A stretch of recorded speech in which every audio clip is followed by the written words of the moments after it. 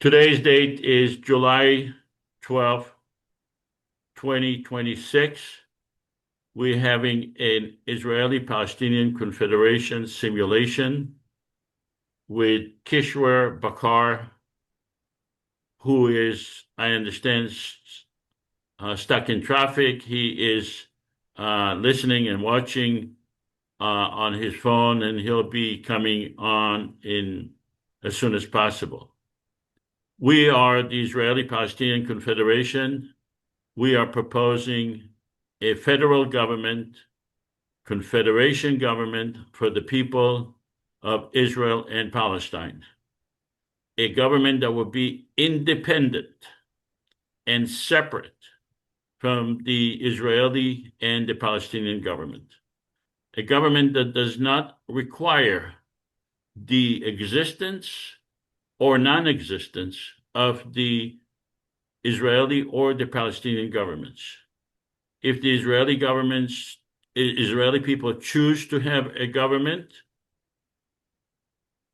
or if the Palestinian people choose to have their government, the Israeli Palestinian Confederation will be working with those governments. But the existence of those governments is not necessary, or the lack of existence of those governments is not necessary. We are proposing a government based on a constitution, on separation between government and religion, on mutuality, on transparency, equality with Palestinians and Israelis together. We have a website, ipconfederation.org, and the Constitution is available for everyone to read in English, Arabic, and Hebrew. If you click in Constitution, you will see the Constitution itself. You'll be able to read it. We are proposing 3 branches of government: the legislative branch with 300 parliament members, Palestinians and Israelis representing 300 districts in the entire area of Israel, Palestine, an executive branch with the president and vice president rotating after 2 years, and a judicial branch in which Palestinians and Israelis are equal. You could reach me at josephavasar@gmail.com. Our guest today is Kishwer Baqar. Kishwer Baqar is a Pakistani writer, commentator, and educator whose work has focused on peace building, regional cooperation, and conflict resolution. He is a contributor to the News International, one of Pakistan's leading English language newspapers, and has also written for South Asia Monitor, an independent journal devoted to strategic and public policy issues affecting South Asia. He teaches history, international relations, and religious studies at the University of Karachi and Baria University and Iqra University, which are in Karachi as well. I met with Kishwer yesterday. We went through the simulation, what he should be expecting, and we agreed, agreed on what legislation to discuss in today's simulation. On August 23rd, we will have a simulation with Raja Khoury and Jeffrey Wilkinson. They are the author of The Wall Between: What Jews and Palestinians Don't Want to Know About Each Other. This book examines the historical and emotional psychological barriers in Israel-Palestine. We are proposing a federal government for the people of Israel and Palestine, one that gives a veto power to the Israeli and the Palestinian governments, like I said at the beginning, if they exist. It is not required that they exist, but in all likelihood, one or two or three governments will continue to exist, and the federal government proposes under the Constitution to give them a veto power. We are not proposing policies for the federal government. We're not saying how this federal government should decide on any of the issues, including the name of the country, the right of return, the flag, or any other issues. We are just demonstrating how this federal government could be created and how it could function. But it will be up to the 300 parliament members, once they are elected, to decide all the substantive issues. This government will have its own point of view. It does not necessarily have to have the Israeli or the Palestinian point of view. It would be a legitimate government created by the people of Israel, Palestine, and it will have its own point of views. It may decide to deal with issues the way it wants, not the way Israel wants or the Palestinian wants. It will have its own views. We are just demonstrating how this federal government could thread the needle. What does it mean, thread the needle? It means that if those governments exist, and if they are given a veto power, this federal government will be able to pass legislation that neither the Israeli nor the Palestinian governments will be able to veto. And the veto is only given to those governments if the federal government violates sovereignty. If it doesn't violate their sovereignty, they don't have a veto power. So you may have questions regarding this, and actually we encourage questions. I saw that Nasir is here today. He will be administering the questions that you put on chat. We are encouraging questions. If you put your comments on the chat or you put your questions on the chat, Nasir will make sure to relay those questions to us, but you can ask questions. We encourage questions. This is a short 2.5-minute video that explains the IPC vision.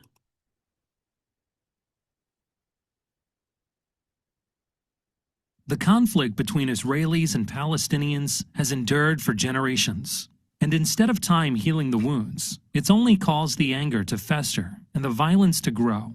But what if there was a way to alleviate the tension? Something that may not outright solve every problem, but at least create a forum that encourages a peaceful compromise.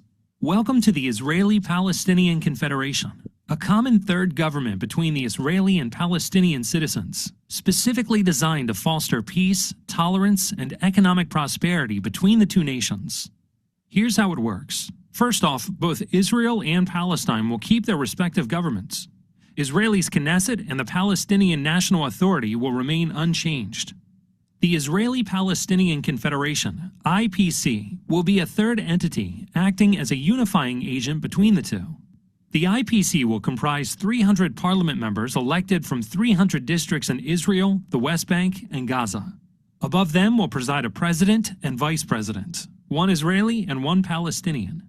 In order for the IPC to pass a law, it will require a 55% majority from its Israeli representatives, as well as a 55% majority from its Palestinian representatives, thereby preventing either side from monopolizing the legislature. Of course, the IPC won't undermine the political power of either the Israeli or the Palestinian government. At any time, Israel or Palestine may veto a law passed by the IPC. If neither side vetoes, the law is passed.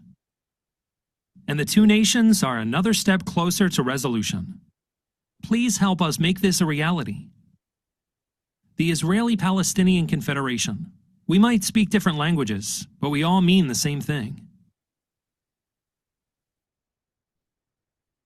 So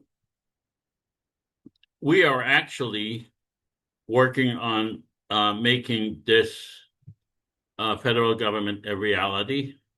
We have been in contact with a major election company in Europe.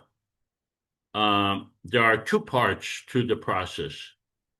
The first part is the portal itself, the election portal itself. The company in Europe will be in charge of that.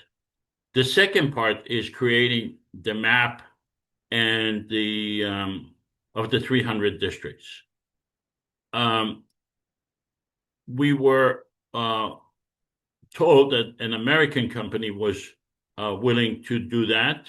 It's a major American company, but they changed their mind and they are no longer willing to create the map.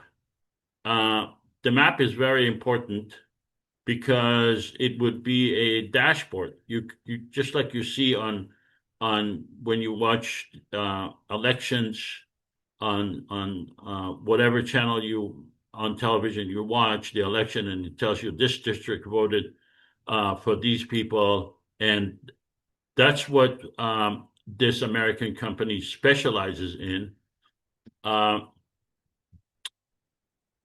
And they changed their minds, and I really don't blame them because they are a big company, and they have their own political considerations for whether or not to be involved with this process. So we are now looking for other companies and partners with the same companies. This company that I'm speaking about, and I don't want to disclose its name, have given us a nonprofit status, meaning that we are entitled to substantial discount when we buy their own program. So we can still buy their program. We just need to have someone who specializes, someone who knows how to use that program to create the districts and to create the dashboard that I was telling you about. So I think we will be able to find an expert who can do that. There are other people who know how to use those programs. And so it causes a little bit of a delay, but actually on the portal side, everything is, we haven't signed a contract yet with the European company because there are issues that needs to be resolved. But they will be resolved. These are not major issues. All right. So let's conduct a pre-simulation survey and ask you, the audience. I'm going to refer to you as audience now and then parliament members after we accept the assumptions. Do you support a federal government for the people of Israel and Palestine? If you do, please vote yes. If you do not, vote no. If you don't know what it is, then vote no, because you cannot support something that you don't know what it is. So I'll give you another 10 seconds to vote.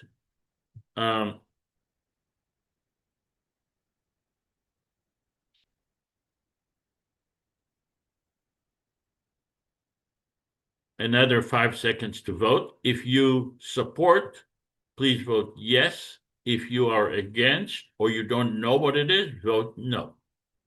Okay, please end the polling and publish it. So we have 8 out of 11 voted yes, and 3 out of 11 voted no. So we have 73% yes and 27% no. We will compare this survey to another survey we will conduct at the end of the simulation. Naomi, you have a question? Go ahead. Good morning. I didn't see on my screen a place to vote.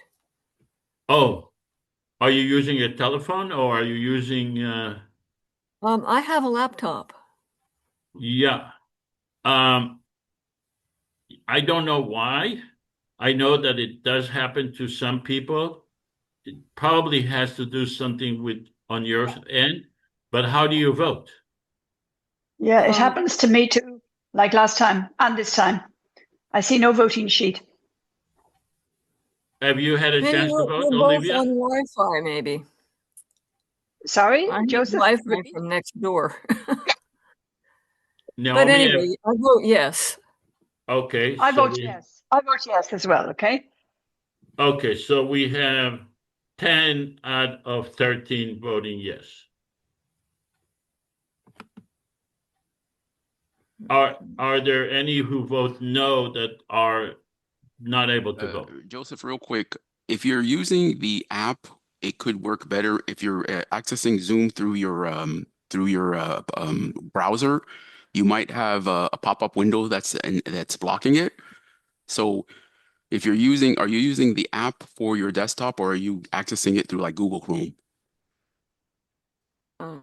Google.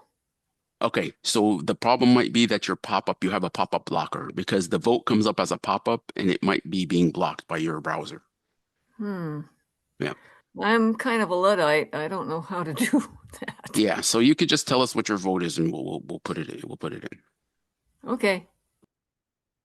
All right. Let me ask Kishwer, were you able to get to your computer already or? Yeah, I'm here. I'm available now. Thank you so much. All right, good. Thank you. So some people ask, are you proposing a confederation or a federation?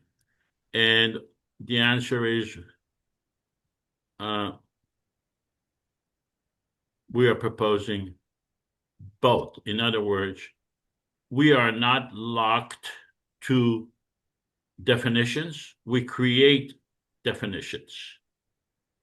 Confederation and federal systems exist worldwide to address specific conflicts, and their definitions vary and evolve. In the Israel-Palestine context, the IPC defines both federation and confederation in the same way as set out in the Constitution, a shared democratic government for Israel and Palestine based on principles outlined at ipconfederation.org.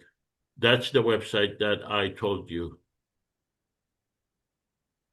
Okay, I get a message. Your screen sharing is paused. So I don't know what to do with that. Okay. Do you see the screen now? We continue to see the screen, so you should be good. Okay. Sure. Change the page. Can you change the page just to test it? Yeah. Dr. Joseph, Yeah, maybe. it's working. It's working. Yeah. Hello, Mr. Joseph, about that slide of confederation and federation, may I add a comment? Sure. Yeah. So, as per my understanding, when we use the word confederation, it's like we have very limited power over the states. And when we use the word federation, it's a balance of power between the states.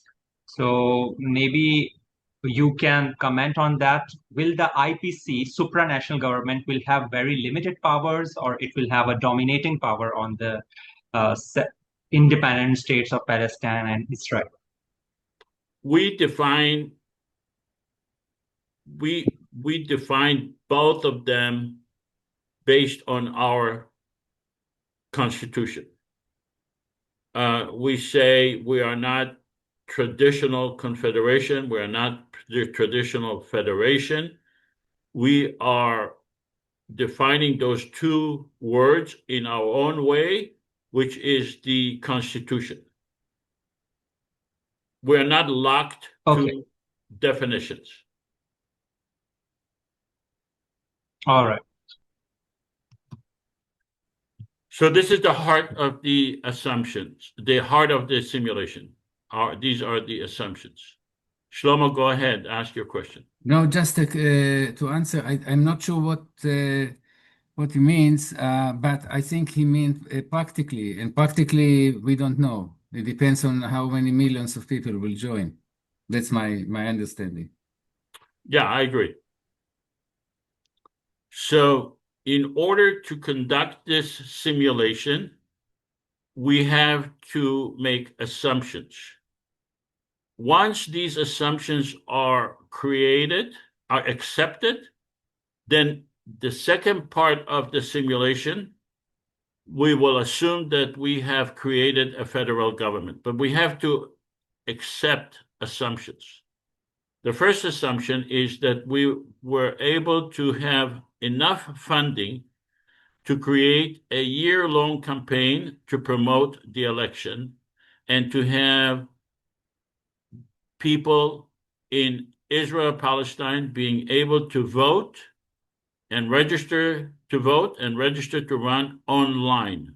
The exact same thing that we are doing right now. And we have given 15.5 million people, with the exclusion of children, the right to vote and the right to run for parliament and for president. We have to assume that 5 million people have voted. 3 million Palestinians have voted, and 2 million Israelis have voted. You have to assume that those people have voted online, using their phones, using their friends' phones, using friends' computers, using public computers, that the registration period is takes a year, and the election is 3 months. So for the purpose of having the simulation, we'll have to assume that all of that has been concluded, and we just elected a president with 2 million votes for the purpose of the simulation. Please assume that me, Joseph, was elected president, so that you are aware, under the Constitution, I am not eligible to run for anything because I'm not a resident of either Israel or Palestine. You'll also have to assume that a vice president lady received 1.5 million votes. I will serve for 2 years, and she will serve as president after the 2 years, and I will become vice president. But both of us have constitutional duties throughout our term as president and vice presidents. We will also have to assume that 300 parliament members were elected in 300 districts. Each district has approximately 52,000 people. Each parliament member represents 52,000 people. So before I go to Kishwer and ask for his comments or questions, do you, the audience, have any comments or questions regarding these assumptions? The audience first. Thank you so much. Yeah, thank you so much, Joseph. We're waiting for the audience to ask the questions first, and then we'll go to you. Okay. Does anyone have any questions regarding these assumptions? Okay, hearing no questions, let's go to Kishwer. Hello. Yeah. So maybe you can elaborate on, are we having some reserved seats which are mostly there in some of the parliaments around the globe, or not? No, there are no reserved seats. This is a federal government for the 15.5 million people that resides in the West Bank, Gaza, and Israel. And maybe what do you comment if we have 150 seats reserved for Palestinians and 150 only for Israelis, so that there always be an equal representation? How do you see this idea? We don't know how many people will be elected, and we don't know the nationality of those. whatever their nationality would be, that's that's what it will be. Many of the districts will be mixed districts. Palestinians will could vote for an Israeli could vote for a Palestinian. Okay, and in some of the parliaments, the seatings is on the basis of population. If there are bigger, if there is more population in some district, they allocate 2 seats for that district. Do you see? Yeah, or for example, Gaza, we are actually working on this right now. Gaza has 2.1 million people, and it will have 41 parliament members. And since it is very difficult to break down the area of Gaza because of the density and because of movement of population, they will elect a combined 41 parliament members. Okay, The same in other dense area like Tel Aviv and Jerusalem and Haifa and other areas. So it's a possibility that the seats will be based on the density of population. Huh? That's better, you think? Huh? Correct. Okay.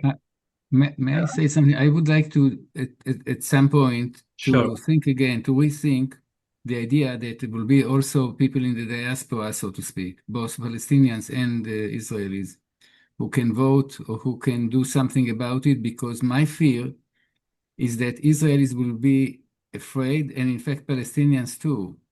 People will be afraid to join us. This is, to many of them, sound very extreme, and now with the surveillance states, security state, police state, people will hesitate. That's just something to think about. That's all. Well, this is a federal government for the people of Palestine and Israel. The Israeli government, they have the choice to give Israelis or whoever they want the right to vote outside Israel. The Palestinian governments have the right to give whoever they want the right to vote outside. But this is a federal government for the people of Palestine and Israel only. It would be unrealistic to have people outside given the right to vote or to decide who they are, and they don't have a district. It would just be a poison pill, in my opinion, to bring people from other areas around the world to participate in this election. Kishwer, do you have more? Yeah, maybe you can explain, is there a criteria to become, age might be 18, but is there any other requirements? Yeah, and similarly for candidates, who can run in this IPC confederation? So in order to vote, you have to be a citizen and a resident of either Palestine or Israel. That's it. And in order to run for parliament, you have to be at the age of 21, a citizen and a resident of Israel or Palestine. And in order to run for president, you have to be a citizen or resident of Palestine or Israel, and you have to be 35 years old. All candidates will have to accept certain, they'll have to answer certain questions. The questions are, do you accept the Constitution? Do you believe in equality between Palestinians and Israelis? Are you willing to participate in a government that's separate between government and religion?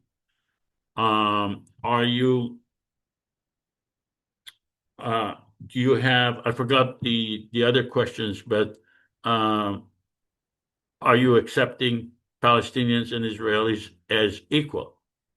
Things of that nature. They will all have to accept those conditions in order to run. And later on to be part of the parliament and the president. They'll have to swear allegiance. And the other criteria, which I forgot, is are you, if elected, are you willing to give up your allegiance to any military organization or government and to accept the Constitution of the federal government? Hey, Joseph, can you clarify what you said about the vice president taking over as president? Is that in the middle of the term? Because you said we have a question from Rob, and Rob is saying that it's The vice after. president will become president after 2 years. Okay, but it's during the term, not after the term. During the term, the vice president has constitutional duties. The vice president is in charge of the police that will be created. The vice president has the ability to, I believe, to introduce legislation. He will have the ability to introduce judges. Okay, but so we do have one 4-year term, and after the 4-year term, there's a new election to vote a new president and vice president. Correct. Okay. Correct. This was from Rob, so I don't know, Rob, if Yeah. that answered your question. Thanks, Nasir. Yeah, that does answer it, of Yeah, course. so But Rob, you can read the Constitution. It tells Yeah. you exactly in the in the executive part. yeah, but I think because what you said is that after his term, he would be. So that sounded like when his term is finished, the vice president then becomes the president, and I think that's where that came to. But it's during the term. Yeah.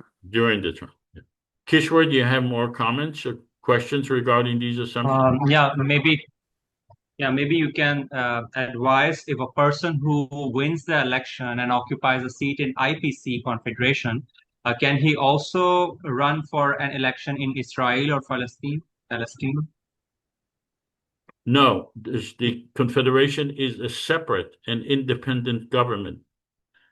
The person who runs for parliament represents his or her districts. The president who runs for the person who runs for president represents the entire area of Israel-Palestine. He does not represent the Israeli people exclusively or the Palestinian people. He represents the entire area. He is in a government that is in competition with the Israeli and the Palestinian governments. He is not representing the Israeli people or the Palestinian government. This would be what you're proposing would be nullification of the separation between the Israeli and the Palestinian governments. Okay, that's it from my side. Thank you. Any other comments or questions? No, thank you. I think we can proceed. Okay, for purposes of these simulation, are you willing to accept those assumptions? Yeah, I do. From now on, we are accepting those assumptions, and we are moving to the next step, which is this is the area of Israel-Palestine that is in question, and we are asking the audience to become parliament members and to make a decision whether they are Israeli or Palestinian parliament members, to remain intellectually honest throughout the simulation as either Israeli or Palestinian parliament members, and to decide what area they represent. Kishwer, based on our conversation, you are just a commentator to the process that you see. We're not asking you to be a parliament member or president or vice president. We're asking you to comment on what you see. So, audience members, please make your decisions, whether you are Palestinian parliament members or Israeli parliament members, whether you represent a exclusively Israeli district or a Palestinian district, or a mixed district. So make up your decision right now. And from now on, we are going to pretend that we have been elected and we have a government. Giving you 10 more seconds to decide. I received the voting sheet this time. That's funny, without doing anything. I received it, so everything's okay now. Last time I received no voting sheets. Kind of magic. Maybe because I launched it, so it could be me. Must be you. Must be you, Gus. Okay. Go on launching them. All right. Publish the results. We have 9 Palestinian parliament members, and we have 2 Israeli. Hopefully we'll get more on both sides. So just keep in mind what area I'll show you the map again. And I may ask you, what do you represent? What area do you represent in this entire map? All right. So now that we have a government, we have a president, we have parliament members. For today's simulation, we actually don't need an Israeli or Palestinian president or prime minister, because all the legislation we pass do not violate their sovereignty, and they are not given a veto power. Libby, are you here? I am here. Yeah, hello. Would you be so kind as to read the Constitution for the Parliament to ratify? Yes. Palestinians and Israelis are entitled to equal rights under the law and guaranteed human rights and freedom. The Israeli Palestinian Confederation does not intend to supersede or supplant the Palestinian or Israeli governments, nor to abrogate or undermine any agreements between those governments. We recognize the need to work with the Israeli and Palestinian governments. Our purpose is to resolve conflicts and to expand the relationship between Palestinians and Israelis in a fair and equitable manner. We believe in equal rights under the law, guaranteed human rights, and freedom for all. We voluntarily give the legislatures and the governments of Israel and Palestine veto power over legislation we pass relating to the domain of control of those governments. We believe in the separation of power between the legislative, executive, and judicial branches. We believe in the creation of a permanent secular government for all the people residing in Israel and Palestine. We believe in having a separate judicial branch relating to IPC legislation with Israeli and Palestinian judges, with a system to avoid biased decisions based on nationality. So we do not intend to undermine the Israeli or the Palestinian government. Whatever agreement they wish to have between themselves, constitutionally, we are required to accept and abide by their agreements. We give both the Israeli and the Palestinian governments veto power over legislation that violates their power, their sovereignty. We give them a veto power to the Israeli and the Palestinian governments on issues in which they are indispensable. That's how we decide whether they have a veto power. That's how we decide whether we violate their sovereignty. We are the one who decide whether to give them a veto power. So we give the government of Israel's a veto powers on issues in which it is indispensable. If it is indispensable, it gets a veto power. The same for the Palestinian. We give them a veto power on issues in which they are indispensable. If the government of Israel and Palestine changes, then we have the right to amend or repeal the legislation we passed.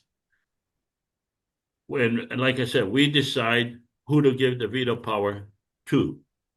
So what's the difference between dispensable and indispensable? Meaning dispensable is we don't give them a veto power. Indispensable, we give them a veto power. So if we pass laws regarding the use of land, police force, removal of the wall, in all likelihood, those governments, the Israeli and the Palestinian governments, are indispensable, meaning they can block, they can prevent us from implementing the legislation. But on issues such as our budget, ratifying the Constitution, appointing our ministers, or allocating our funds, they are dispensable. They cannot block us from passing the legislation. Like I said, today we are going to pass, hopefully, 2 legislation in which both governments are dispensable. Therefore, they don't get a veto power. We make those decisions on our own because we are the legitimate government of Israel Palestine. Why do we give a veto power? Because the veto power provides a safety net to both sides. It increases the likelihood of Israelis and Palestinians' participation and increases the Israeli and Palestinian government's opposition, and it removes any claims that we are a subversive organization intending to remove the Israeli or the Palestinian governments. It gives us legal protection, it gives the candidates legal protection, and it compels the IPC to thread the needle, just like I discussed earlier, meaning to find the least objectionable legislation, and it creates a platform for negotiations with a deadline. That's why we give them a veto power. Now, before I ask the Parliament to ratify the Constitution, do you have any questions or comments? Let's go to the audience and then go to Kishwer and ask him if he has any comments. Audience first, do you have any questions regarding the Constitution and the implications of this Constitution? Audience. All right. Hearing no comments, let's go to Kishwer. Kishwer, do you have any comments regarding this Constitution and the veto power given to the Israeli and the Palestinian governments? Kishwer? Yeah, thank you. Yeah, Joseph, maybe you can explain that how this whole idea, and especially the different examples of veto power that you shared in indispensable and indispensable slide, how those examples are promoting the peace and harmony between Israel and Palestine, which is actually our objective of all this setup. If the police force, removal of wall, use of land is already under veto power, so yeah, can you give me some examples which can kill the violence? Yeah, that goes to threading the needles.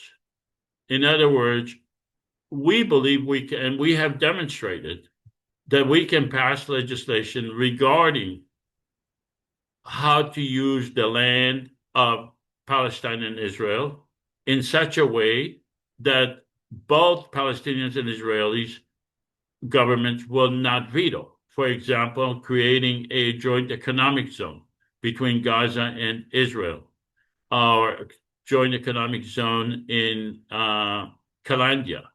Many other issues.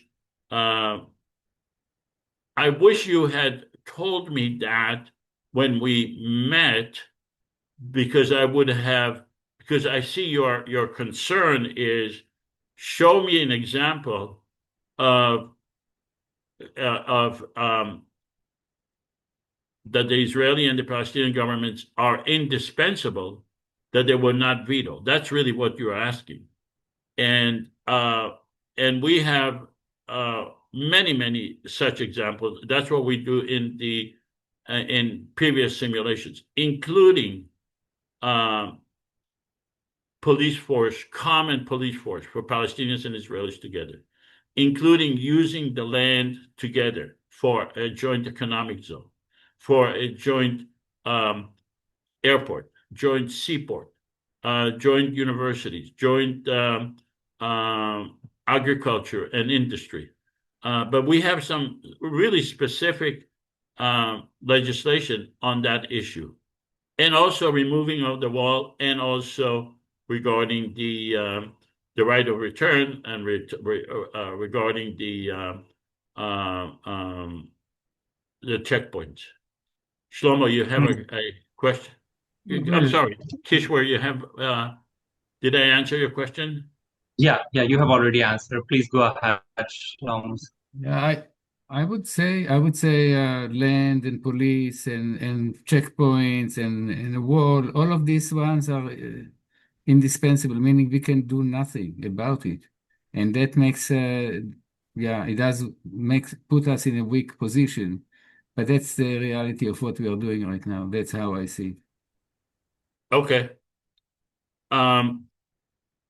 So now I'm asking the parliament members, those that are Israeli and Palestinian parliament members, to pledge allegiance and to accept the Constitution. If all Israelis and Palestinian parliament members must accept the Constitution and pledge allegiance to the Constitution. If you refuse to do so, you will not be part of the parliament. You will not be able to vote. And the person who received the second number of votes in your district will become parliament member, as long as that person accepts the Constitution. So, are you, the Palestinian and Israeli parliament members, ratifying and pledging allegiance to the Constitution?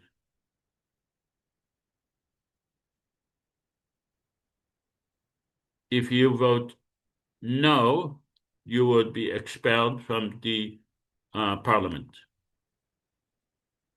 We need more votes. We have give you 10 more seconds to vote, 15 more seconds to vote. Well, it's not really a vote, it's pledging allegiance.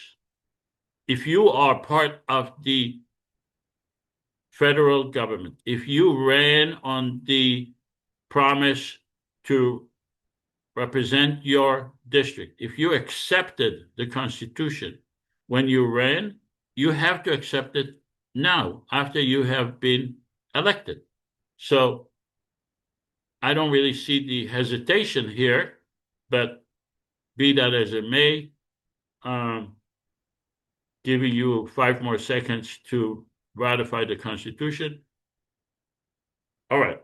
And the polling published the result. 100% ratify the Constitution, but from what I see, not everyone did so. So if you did not ratify the Constitution, you are not given the right to vote. You are expelled from the parliament. All right, let's go to the... So congratulations. This is the first time in history, throughout human history, that the people that resides in the area of Palestine and Israel, or Israel-Palestine, have been able to pass a constitution that separates between government and religion, that accepts all the people that reside in that area as equal, that has legitimacy from the entire people of Israel-Palestine. This momentous occasion should be celebrated throughout the world, throughout Israel-Palestine, because it has never been done before. It removes the collective stigma against Israelis and Palestinians that we have agreed to diminish ourselves to be fighting each other forever. It provides huge political capital to me, the president, and to you, the parliament members, to compel governments and organizations to contribute to our success, both economically, politically, and financially. And it gives the Palestinians and the Israelis new self-image that we are no longer the people who fight each other forever. And it proves that Israelis and Palestinians are not a monolithic society. Why does it prove that it's not a monolithic society? Because some Israelis and some Palestinians agree to have the same point of view as each other, while some Israelis have not accepted that, and some Palestinians have not accepted that. That means that we do not all think alike. And that is important because we are being portrayed as that we are a monolithic society, that all Israelis think the same, that all Palestinians think the same. No, we want to have our own independent ability to think. And we have proven that by passing this constitution. All right, let's go to the first order of business legislation, which is make peace with Iran, Lebanon, and Yemen and Syria. Libby, would you be so kind as to read this legislation? We, the elected members of Parliament of the Confederation Government of Israel, Palestine, affirm our responsibility to serve the people of this land with integrity, accountability, and an unwavering commitment to peace. For more than a century, the peoples of Israel, Palestine, and the broader Middle East have endured recurring cycles of war, violence, and instability. From Iran to Lebanon, Syria, Yemen, and beyond, generations have suffered from the failure of governments and political actors to secure lasting peace. We believe that a new path is necessary. Accordingly, we are taking the initiative to safeguard all people living in Israel, Palestine, and to advance a vision of regional stability that can extend across the Middle East. Peace for our peoples cannot remain an aspiration. It must become a deliberate and organized effort. To this end, we will establish official parliamentary delegations to engage directly with the authorities of Israel, Palestine, Lebanon, Syria, Yemen, and Iran.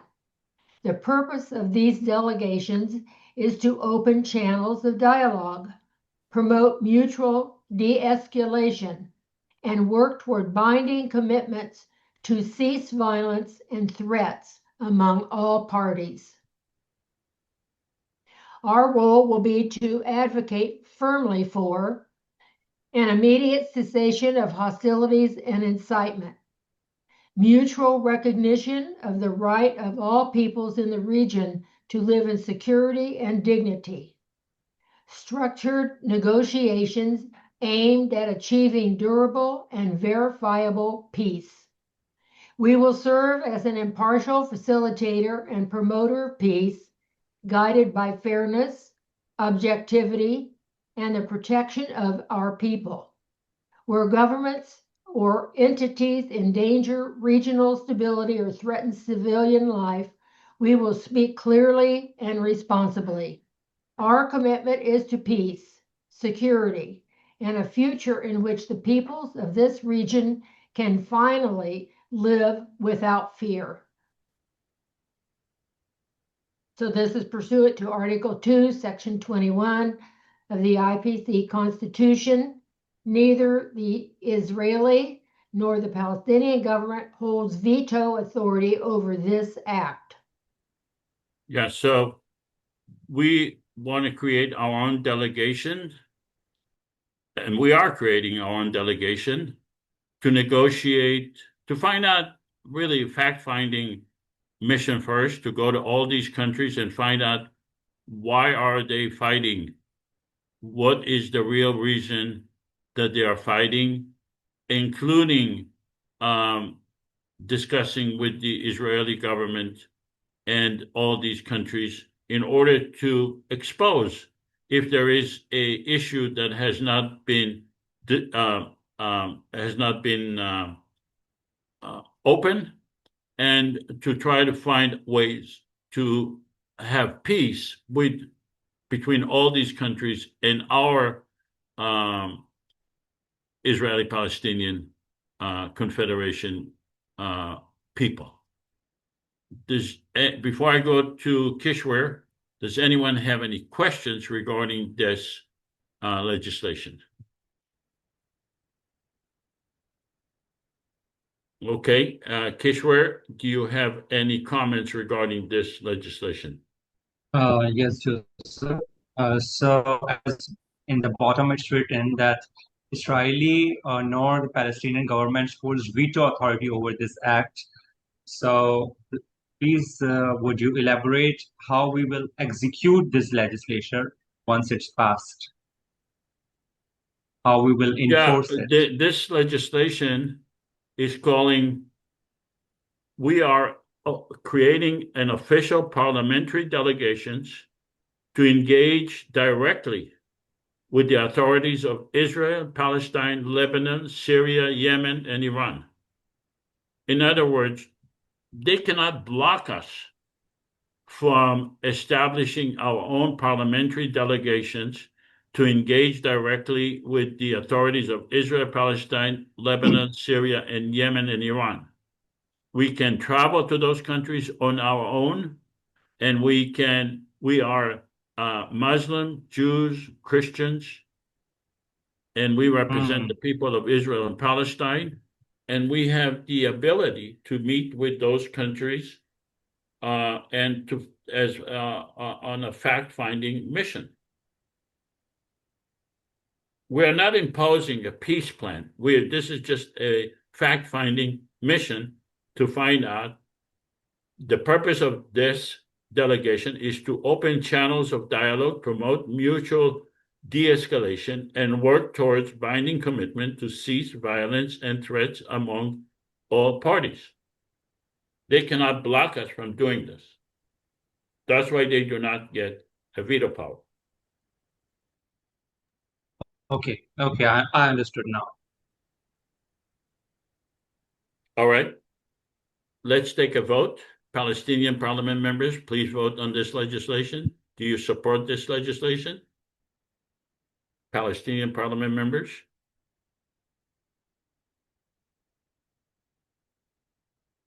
Publish the vote. We need 55%. We got 100%. Let's go to the Israeli parliament members. Israeli parliament members, please vote. We need 55% of the Israeli parliament members to vote on this, to vote yes on this legislation. Israeli parliament members, publish the vote. We got all the Israeli parliament members to agree on this legislation. So this legislation is now the law. We will be conducting our own missions to make peace with those countries. All right, let's go to the next legislation, and that's Israeli Palestinian Confederation National Football Team Act. In America, it's called soccer, but all over the world, it's called football. Libby, would you be so kind as to read this legislation? All right. So section 1, this is the purpose. This act authorizes the creation of an Israeli Palestinian Confederation national football team to represent the people of Israel and Palestine in international football competitions. Section 2, creation of the team. The Parliament hereby authorizes the establishment of the Israeli Palestinian Confederation national football team. The team shall include, as much as reasonably possible, an equal number of Israeli and Palestinian players, coaches, staff, and administrators. And Section 3, FIFA and AFC application. The executive branch is authorized to apply to FIFA and the Asian Football Confederation for recognition of the team and permission to participate in World Cup qualification matches as part of the Asian continent. Section 4, World Cup qualification.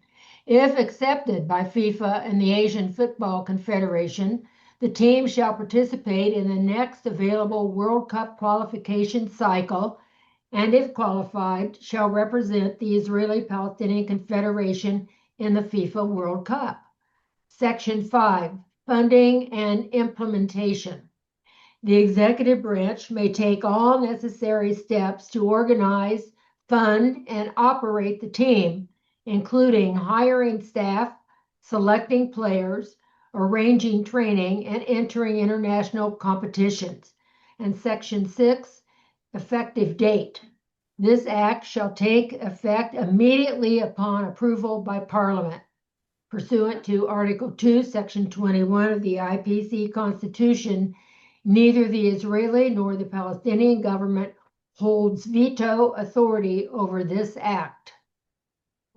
So, in my opinion, this legislation could make tremendous changes in the Israeli-Palestinian conflict, because it would be an immediate.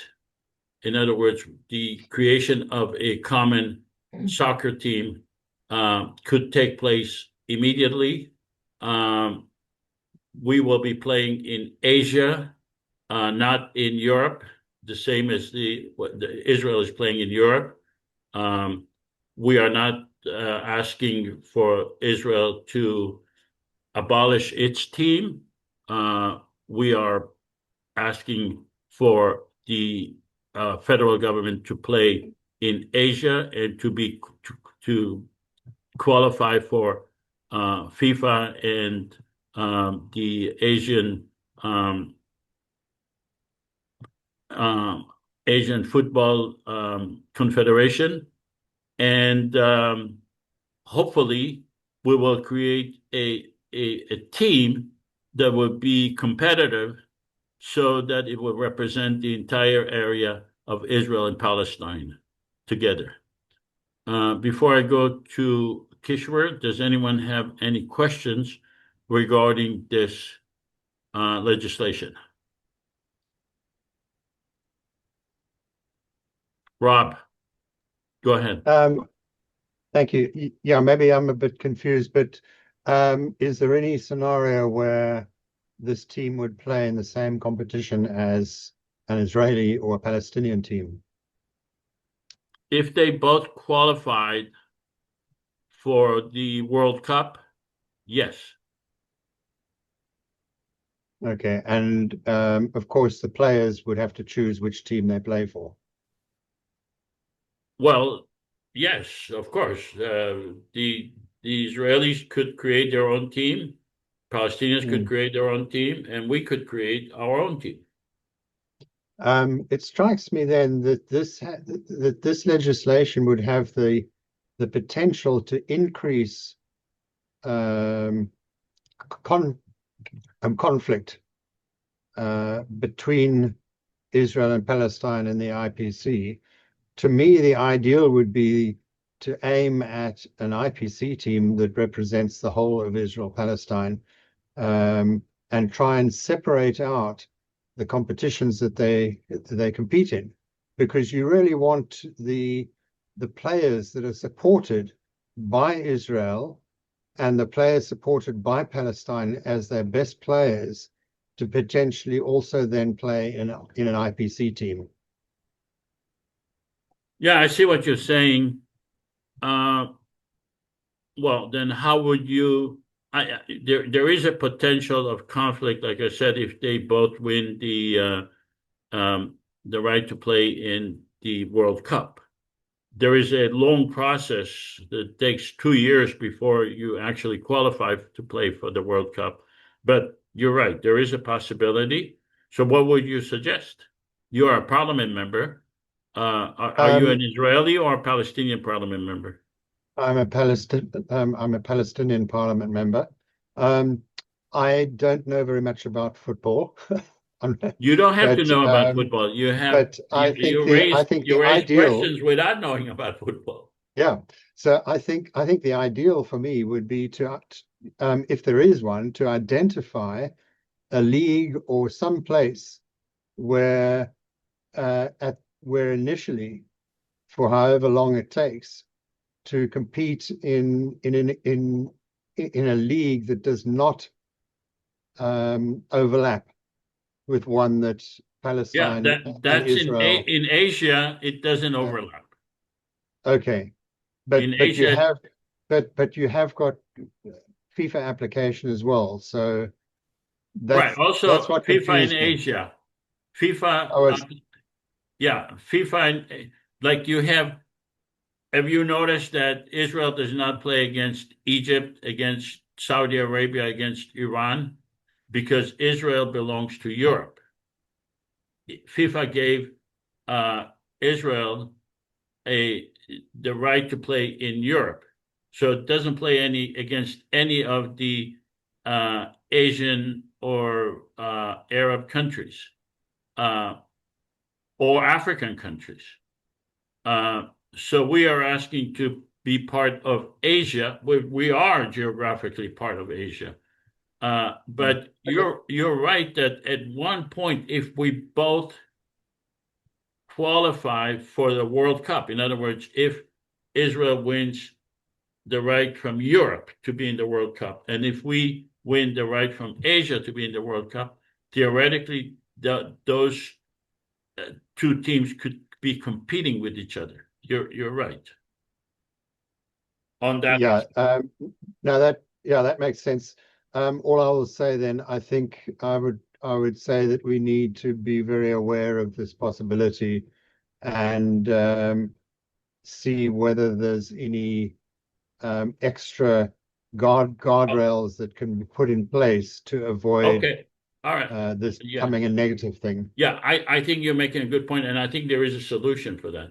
That in the event we both win the right to play in the World Cup, then we will merge these two teams to get whatever team we could merge them together as representing the entire area.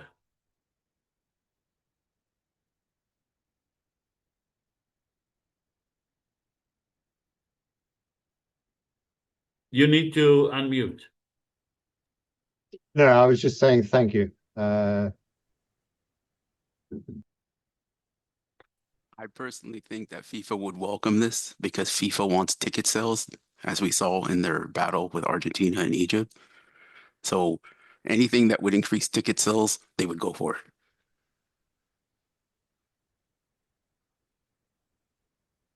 So we can add that in the event the teams will be competing with each other, both the Israeli and the Palestinian, but then we need the Israeli and the Palestinian leaders to agree to that. Correct? All right, let's have a vote. Palestinian parliament members, please vote on this legislation, and then we'll go to Kishwer. Palestinian parliament members.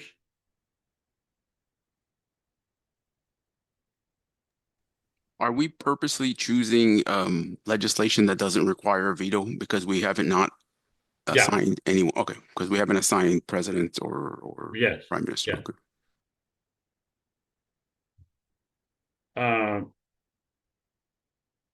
And the polling, we need 55% of the Palestinian parliament members. We got 78%. Let's go to the Israeli parliament members. Israeli parliament members. Please vote.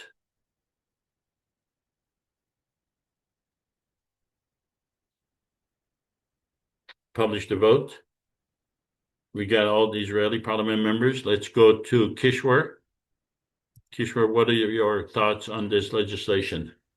Yeah, I think it's an amazing idea, and I don't have any critique on this legislation, honestly. And like other participants are suggesting, we have to actually expand this to music and film and art, so I don't have any critique on this. Yeah, go ahead. It's an amazing Yeah, idea. you're right. They have the what is that? The music festival in Europe, Eurovision. Mhm. Yeah, we can expand that. I didn't think about that. Eurovision and other, and I know that with art too, maybe one of you can. There is Film a industry or something. the A film joint film industry. Yes, industry. yes, yes. Yeah, that you see, the we are just scratching the surface here. Once we are given the ability to think in terms differently, then we can reach many areas in which Israelis and Palestinians could work together to make peace. It doesn't have to be exclusive to areas that involve land and police. There are many areas, and we show that in the simulation. All right, thank you, Kishwer. Let's have a survey after participating in the simulation. Do you support a common federal government for the people of Israel, the West Bank, Gaza, that will coexist with the Israeli and the Palestinian governments? Please vote. Survey question. This is for everyone. Don't have to be Israeli or Palestinian. This is for all of you to vote. In the first survey, we had 2 people who voted no.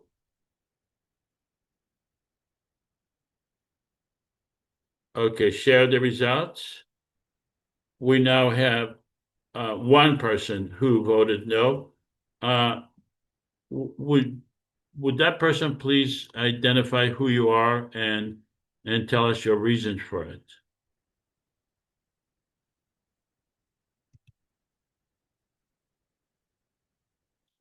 All right. So I'm gonna turn the conversation over to Nasir to have a open discussion and ask Kishwer questions. Kishwer, if you can just tell us a little bit about yourself, and why are you interested in the Israeli-Palestinian conflict, and what have you written about it, or any other subject? Go ahead. Thank you so much. So, Mr. Joseph has already given a short introduction about me. So, I was always interested in religion, history, and politics, and this is what I studied. And mostly I'm still a student. So, whenever I study, I seek to find answers to several conflicts around the globe, not just Israeli-Palestinian conflict. But belonging to Pakistan, which was created on the basis of religion, because there was a union of India before 1947 when it was under British Raj.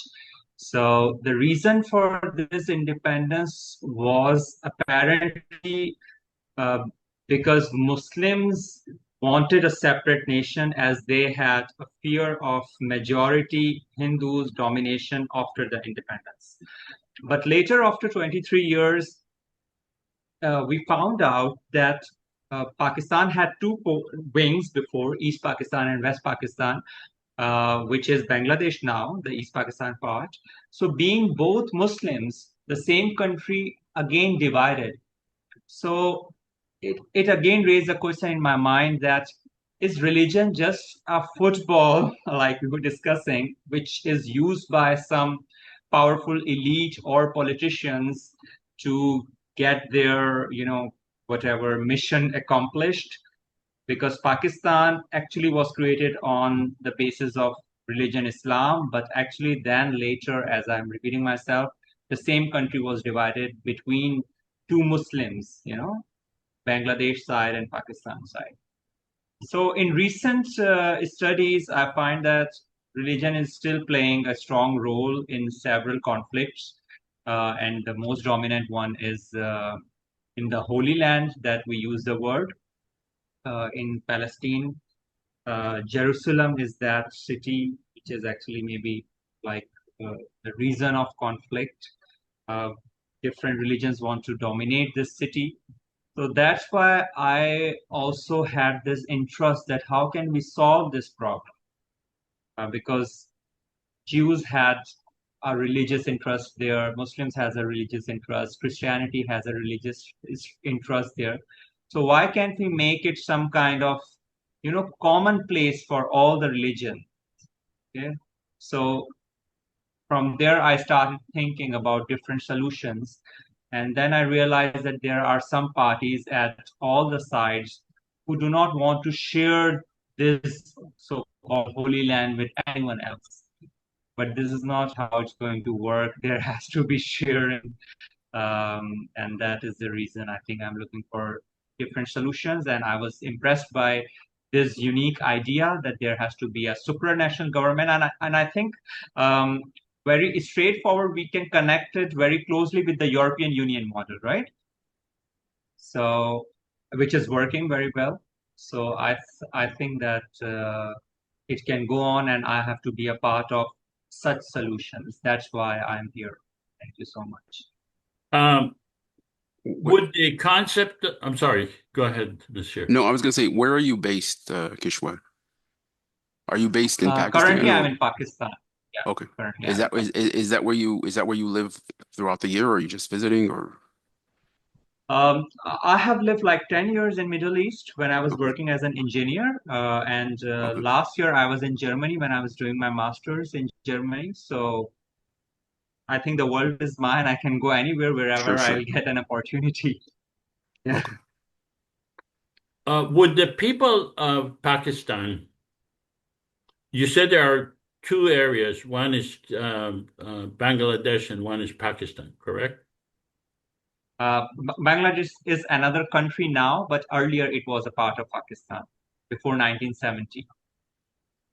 Would the concept of a federal government that separates between those two countries that would be common to these two countries, would the concept of separation between government and religion as part of that federal government, do you think that would be acceptable to the people of Pakistan and Bangladesh? In other words, I would talk only about Pakistan now because it is separated since 50 years now. So in Pakistan, the complete name of the country is Islamic Republic of Pakistan. So they are mixing up some ideas of the religion and our republic, our democratic setup. So we have in our constitution, written very, it's very obviously written there that no legislation can be passed which is against Quran and Sunnah. Okay, so apparently, practically, this is not possible in Pakistan. Yeah, that there is no strict or deep divide between religion and state affairs. Are most people in Pakistan religious, or are they secular?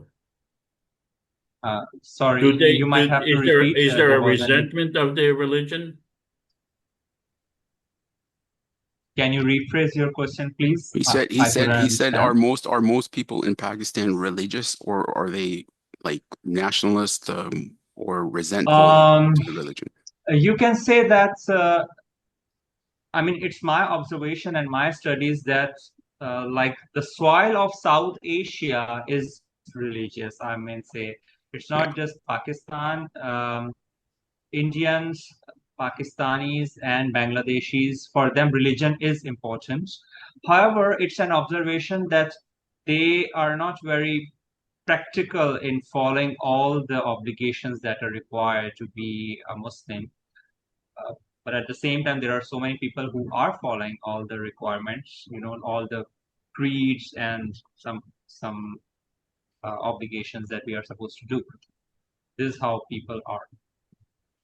I've always found it interesting. I'm currently in the United States right now, and we have a large Pakistani and Indian population. And it's interesting because when I lived in the Middle East, the Pakistanis and the Indians really didn't like each other. It was just like a very like hateful sort of relationship.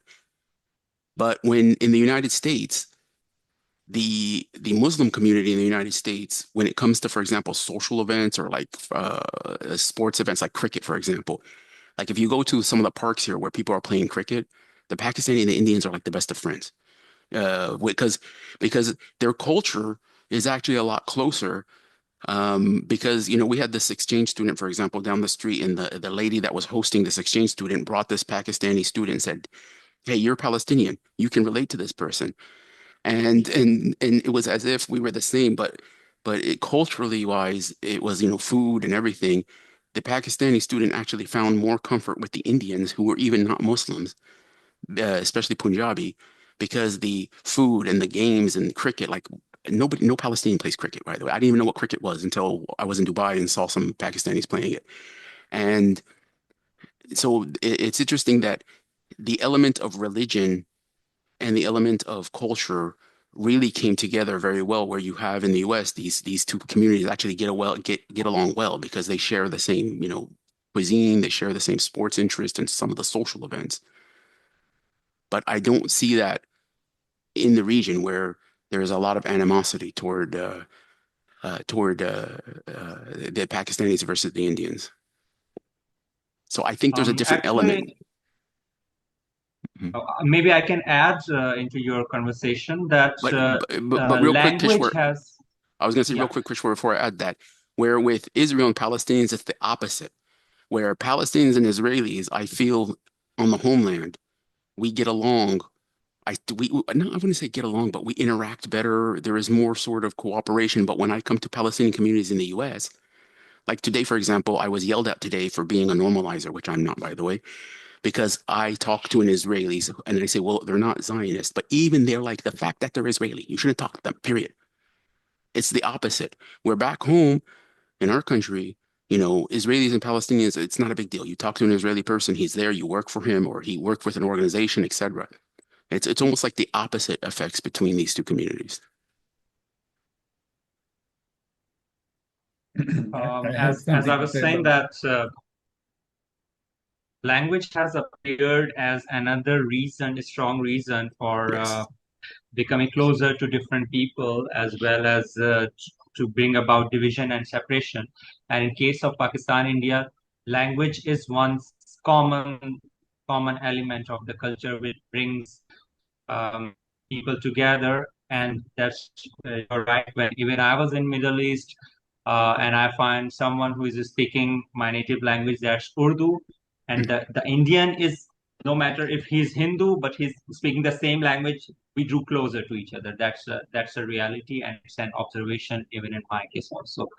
Yeah. Yeah, no, absolutely. Before I go to Shlomo, I wanted to add another thing. In many of my discussions with pro-Israeli people, one of the examples they use as a resolution is Pakistan, because when Israel, if you look at it, both the same thing, both were British colonies, Palestine and India. And the solution for Pakistan is that there was transfer population. We transfer the Muslims, or a great number of the Muslims, to Pakistan, and we created a state. So many of them say that the problem with Palestinians and Arabs is we did not accept that transfer of populations is something natural in times of war.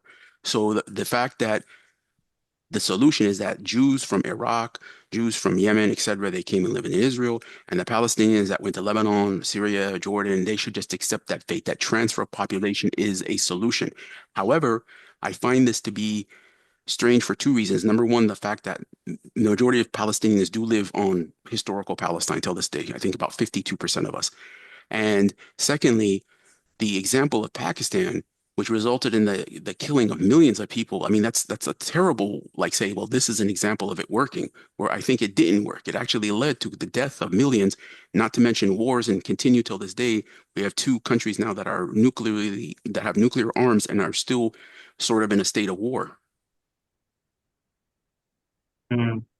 How can you explain the difference that in case of Israel, so many people actually settled from so many countries around the globe to Israel, while in case of Pakistan and India, they were living side by side since forever.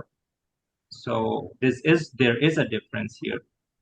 Yes, in a sense there is, because you have the colonial sort of people who came from, say, like Europe and stuff. But on the other hand, the majority of Israeli population actually did come from the Middle East. So they actually did come from other Middle Eastern countries. So in a sense, they were part of the region before 1948. Yeah, in that case, there is a relation that can be related. Yeah, if they are really there already, then definitely you can find comparisons. But the question remains same, that still Pakistan and India divided, and they're still on war. Yeah, but that's my point. My point is that the example of using Pakistan as a successful partition that people were able to go their separate ways is not a good example. It's like it's a bad example, because we have, like, I get it, resulted in the death of millions, and we still have two countries that have a lot of animosity toward each other. Yeah, that's true. That's true. The partition didn't lead to any peace and harmony. Actually, it created wars. Exactly. More wars and hostilities. Yeah, that's true. All right. Go ahead, Shlomo, if you had a question. I have too much to say, but I'll ask a quick questions. First, it sounds to me like underneath all of this, there is a divide and rule. It was first divide and rule by the Europeans, especially the British, and then now continues. Unfortunately, people accept it too easily, and they don't see that that's what's going on, that it is a big, in a way, the biggest conspiracy ever. Okay, so the question more specific. I don't know how much you're allowed to talk. What do you think about Imran Khan? What do you think about Modi, who is, in my view, is very unfortunate power, divide and rule again, Hindus versus Muslims, as if there is a difference. Yeah, just those two things. If you're allowed to talk, if not, we can continue the other. And there is a huge difference between Israelis and Palestinians versus Pakistanis and India. Huge. Israel is a settler colonial state, the ethnic cleansing and genocide way beyond the scale of anything that happened between Pakistan and India. What do you think about uniting, doing the opposite, uniting Pakistan and India, making one big state? What do you think about it? I think especially there is still a conflict zone between Pakistan and India right now, which is Kashmir. Okay? So, and there is disputed border there. And I think the same solution with Joseph Avassar is advocating can be applied over Kashmir also. That why not there has to be a supranational government on Kashmir. Coming back to your question, that uniting all together, I think, first of all, maybe I can explain a little bit that the transferring of population of Muslims from the whole India to Pakistan was not planned. It was sudden and it happened because the communal violence between Muslims and Hinduism started right after the partition in 1947. So it was not something which was planned that it has to be like that. And connecting the same with the reunion of the whole Pakistan, India, and Bangladesh, I think that there will be so many parties that will say that now something that has already happened. Okay, countries has been created now. For example, Israel has been created now. It is there. So there is no question now that Israel should exist or not. It is already there. It exists. So reunion of all Pakistan, India, and Bangladesh might again come up with so much violence which already happened when the partition happened. So it's better to have some kind of European Union kind of setup. Okay, we already have South Asian SAARC, an organization quite similar to European Union, where the countries deliberately decide that enough of war and let's come to some kind of agreement and no more wars. However, I would add that, as you said, that there are powers which were involved in dividing these countries, elite, like Europeans, as you said. Similarly, even currently, the multipolar world has so much superpowers or strong powers, which are playing. I mean, which are making Asia as their field of play, playing field. So Pakistan is controlled by some powers, or I might not be using the word control, or influence should be the better word. Similarly, India is influenced by some other powers. Maybe Russia is very close to India, and US and China is very close to Pakistan, and China is not close to India because there are border disputes. So the idea of reunion is a dream, but I don't think it will be a reality. I just expect that some kind of agreements start signing, just like there are agreements between European Union countries. So quickly, you say that Israel exists, so there is no question whether it should or not. Okay. How do you view, now taking a step back, how do you view the solution for this so-called conflict, Israel-Palestine? What would be your solution if you have the power?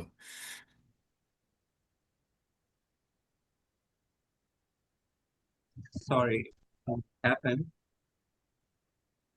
Did you hear the question, Kishwer? Okay, sorry. Yeah, sorry, you have to repeat. I'm so Yeah. sorry. Yeah, very quickly. If you had the power on the Middle East, how Yeah. would you solve this so-called conflict between Israel and Palestine? What would be your solution? I think I would continue advocating for the IPC Confederation and keep working for the peace like we are here now, trying to find the possible solutions. Yeah. And yeah, for Jerusalem, I really think that it should be a global city or something like that, which should be controlled by United Nations or IPC Confederation.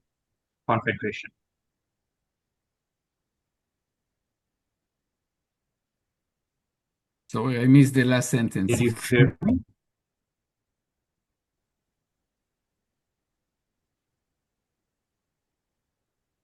Yeah, that's it from my side. Right, thanks.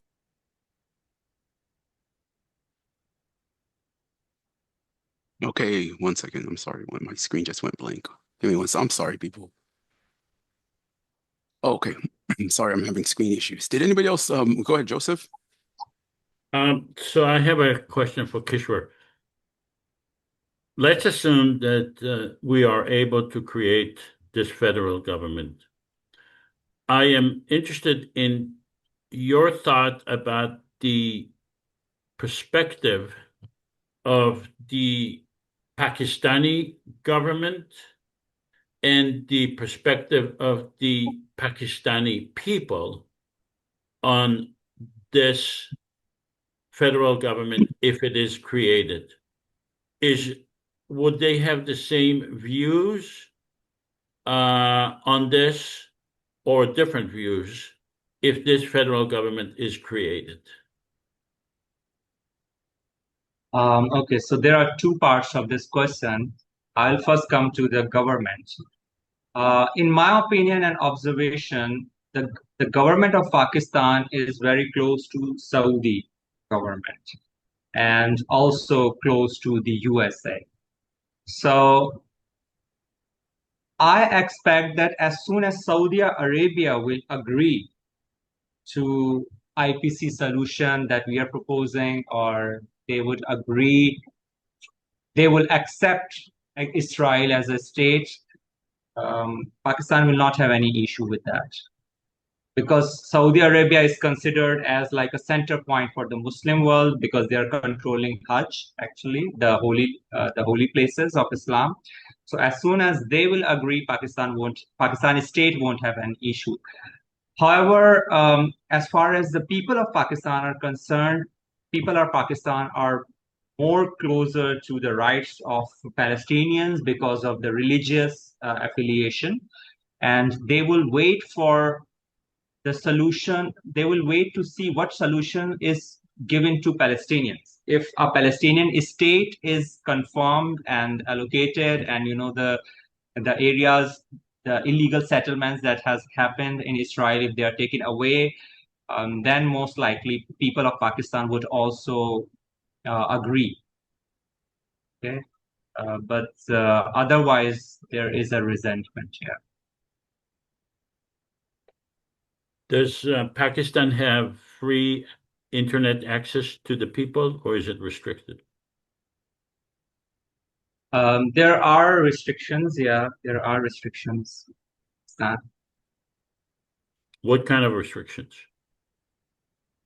Actually, within Pakistan, we have a strong establishment, and the establishment is equal to the defense forces, army.